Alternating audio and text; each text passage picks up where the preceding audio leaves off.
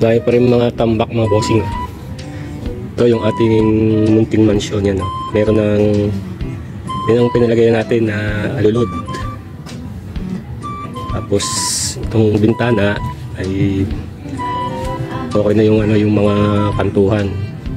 Nalagyan na lang mamaya ng bintana. Tapos ito na yung ating tiles. Medyo makalat pala ang. Ito lalagyan pa rin ng skim coat.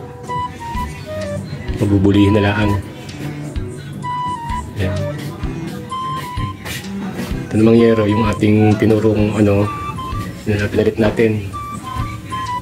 Mas okay pa doon kaysa doon sa dati. Yung butas na yun ay meron ng kaya lang yung sealant ay transparent, kaya kaya kita rin yung butas. Ayan, pinto natin. Ito nalagay ko na muna yung mga upuan diyan pansamantagal. Dito naman sa kwarto ay nga pala yung nilagyan na ng plasing. Sarado na.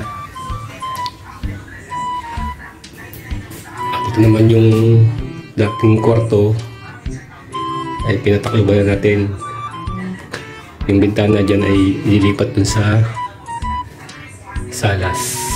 Ito okay na to. Ako na rin naman mahirap palang maglagay niyan. Ito mga lalagyan na lang natin ng sealant o kaya yung yung tawag doon.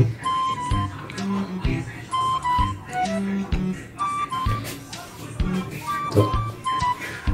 At ito naman yung ating wala pa tayong budget kaya ganyan muna. Iipon muna tayo mga bossing.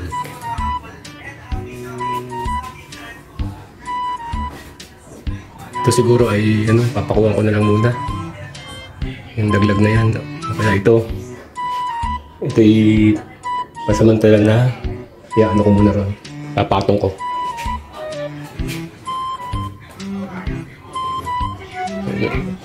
Padung pa yung ating merap at kapalitadahan pa yung ating nga pala ito. Palitadahan pa rin yan, tapos si skim coat, pati yung yung kabila. Pati naman yung ating jealousy ilalagay dun sa salas. Ini same pa yun. Ayos na. Ito saka na natin ilalagay ng ng kisame. Kahit plywood muna.